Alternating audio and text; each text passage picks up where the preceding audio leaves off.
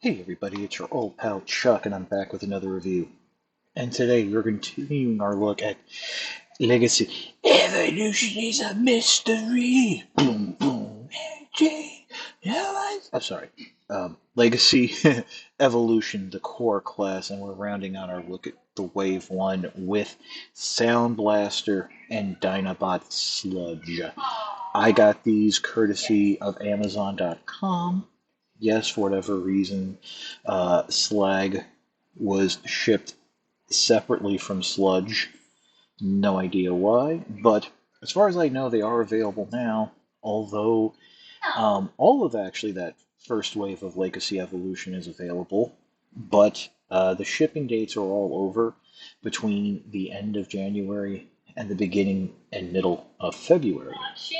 So if you didn't have them pre-ordered, uh, there is that. So what we'll do now is we'll pause and we'll take a quick look at Sound Blaster. As longtime fans would know, Sound Blaster comes from the Japanese Headmaster series and is the rebuilt and powered up version of Soundwave. And in thus, we have to bring in from the Kingdom line Soundwave. And as you can see, they are just simple repaints. That was actually one of the reasons why I had a hard time over the years buying and keeping Sound Blaster toys. Whereas I like the character, as is the case with most Japanese creations, the changes that make Sound Blaster the improvement over Soundwave are not able to be recreated in toy form. They're usually aesthetic changes and internal ability changes. The only thing that was really different between the original Sound Blaster and Soundwave toy was the dual cassette case with the red plastic screen to read the hidden messages. Now, obviously, as you can see here, Sound Blaster has the same size cassette door as Soundwave, and it is in the animation accurate purple. The other difference between Soundwave and Sound Blaster is that Sound Blaster comes with a copy of Buzzsaw in cassette form, whereas Soundwave, as we all know, as I goes flying out, came with a copy of Laserbeak. Same cassette, just done up differently. And I actually don't remember who Sound Blaster came with originally, if anyone. I want to say that Buzzsaw was the original release for Soundwave in Japan as well, or I think actually it was Laserbeak, and perhaps Buzzsaw came with Sound Blaster, and that was the initial way that in Japan Buzzsaw was released. But other than that, the colors are the same. You have the same everything. Blue is black, the gold is the same, the silver is the same. You have a few more. You have red highlights. I didn't bother grabbing Soundwave's weapons, but you notice that now the shoulder detail is different, and really nothing here on the back. So one thing I do want to do with Sound Blaster is the fact that when I initially reviewed Soundwave, I made a slight mistake with its transformation, and I wanted to correct that. So we'll just quickly go through it now, and I'll point out the mistake when I get there. But go ahead, remove the weapons, rotate the head, flip the head up, flip the hands in, and this is where we come to my mistake. I did not realize that there were little tabs right there over the back butt flap that will peg into slots on the forearms there. And I should also mention that Sound Blaster in the knees and lower legs tends to be a touch looser than Soundwave, also in the elbows. But hey, people like to say mold degradation isn't a thing anymore, so it's just my imagination. but we're going to fold the arms backward, and then you're going to just go ahead and peg the forearm in. And what kills me is the damn shoulder is just tight enough that it can be look a little off center. I mean, obviously things line up, but you want it to be a little cleaner than it usually is. So just peg it in, peg it in. Yeah, see how it's off center like that? That drives me nuts. So be very careful pushing it, because there is always that risk of breaking the ball off the peg. Then just transforms normally. Turn the legs outward, fold them up at the double joint there, slot, tab.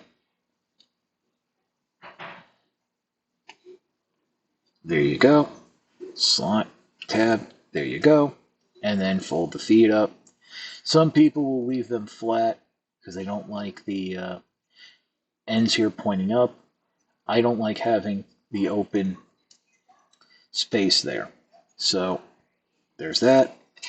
And then the weapons can peg into the back there. Just not going to do that since we're just going to transform it back to robot. But it is a nice cassette mode. A little mini cassette player, literally. So we'll just undo everything. Fold the feet back out. Bring the legs down. You know, it's funny how quickly people deny there was ever a rumor that these core class figures of the G1 cast were meant to be compatible with the Ark. And then once the Ark was released, people were like, well, where did those rumors come from?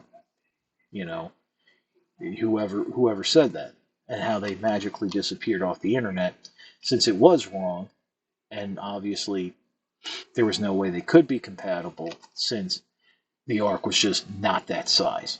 And it came with its own little minifigures. But there's Soundblaster back in its robot mode. So we'll pause and we'll take a look at Sludge.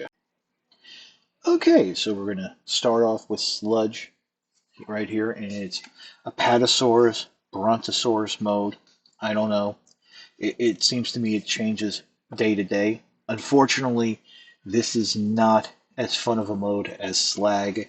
That's because the dino limbs are all fixed into place, and a lot of the issues you're probably going to have with Sludge has to do with the fact that this forms the chest and torso area and upper legs of Volcanicus.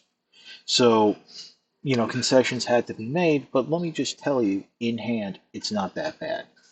So to start the transformation, what you want to do is come in here and start to fold the back section back.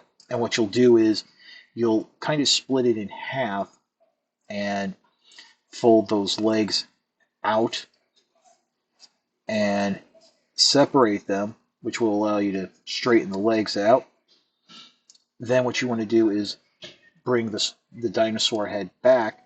Don't bring it down all the way just yet, because what you then have to do is bring the arms pegged together up as far as you can to give you the clearance to rotate the waist around like so, and then split the arms, bringing them back.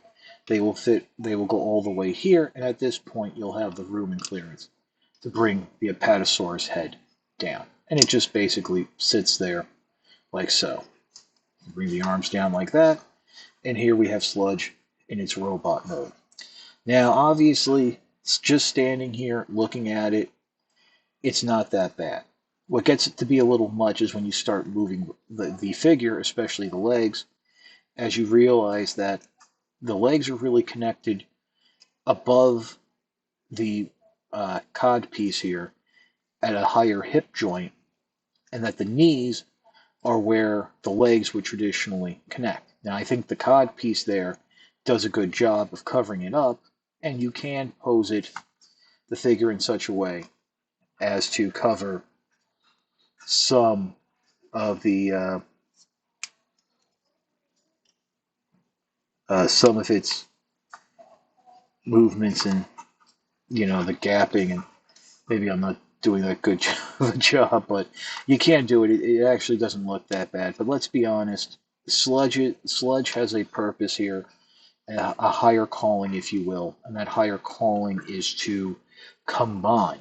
So now that we're in robot mode, we're going to go right into the combined form. And the first step is you want to bring the arms straight up, like he's going to be Superman taking off. And then what you want to do is rotate these legs all the way out. So the lower legs are now on the outside of that hip piece, and you're going to rotate them upward. And there's a little tab right there, what would be the heel of the foot, that's going to fit into a slot, or actually, up on the hip joint. And just got to play with it a little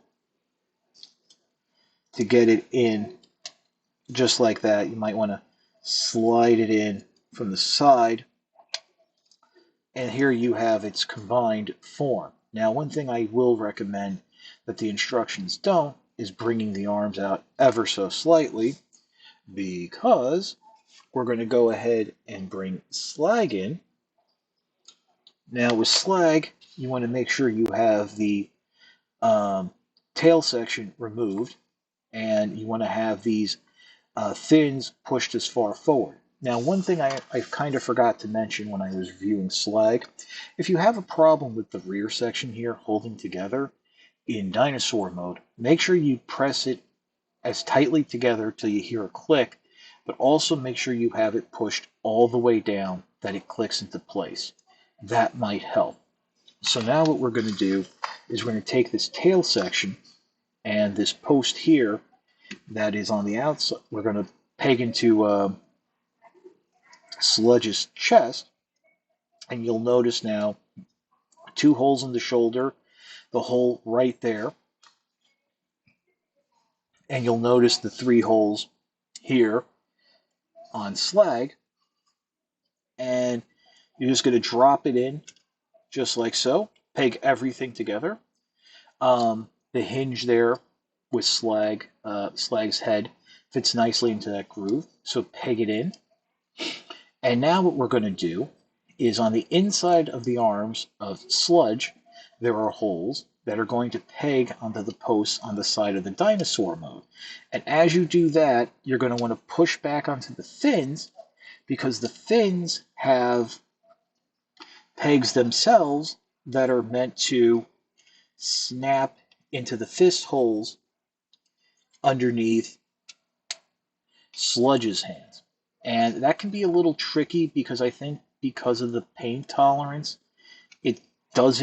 there's not as much of a gap as you would like, but just start getting things lined up and in, and you might have to massage it a little, but there you go. And they do show the dinosaur legs hanging off the back there, so I guess for right now, that's how it's going to work. I don't know what else there is. But yeah, this is a somewhat tight connection. You do have now the upper torso, lower torso of Volcanicus set to go. I am concerned about how the ball joints here will support the legs. Although, actually, no, it's a universal joint. So that might be a little bit better. The next thing is, now this is just speculation from around the net, but apparently, going by the Japanese release of Moonstructor, who was called Dino King. Now, the difference there was the Dino King molds, while they were the same inner robots, the Pretender shells were cybernetic dinosaurs. The Tyrannosaurus Rex formed this leg, so that means that's where Grimlock will go. The Stegosaurus formed the left leg, so that'll be Snarl. The Pteranodon came in over here, And this will be kind of interesting to see. It looks like the arms are going to peg right there. I hope there's a better connection than that because I can see that loosening up very quickly.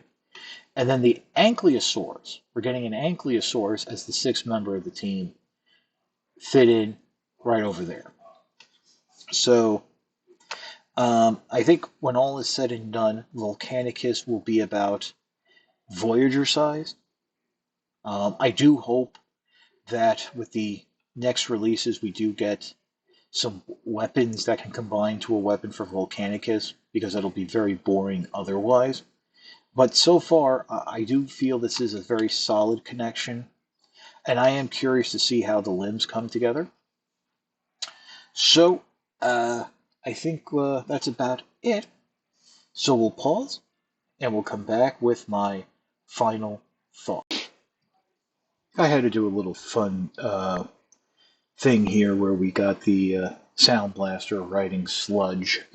I think these are fine figures. If you missed out on the original Soundwave release, which I think can't be that hard to find, Soundblaster's a worthy pickup.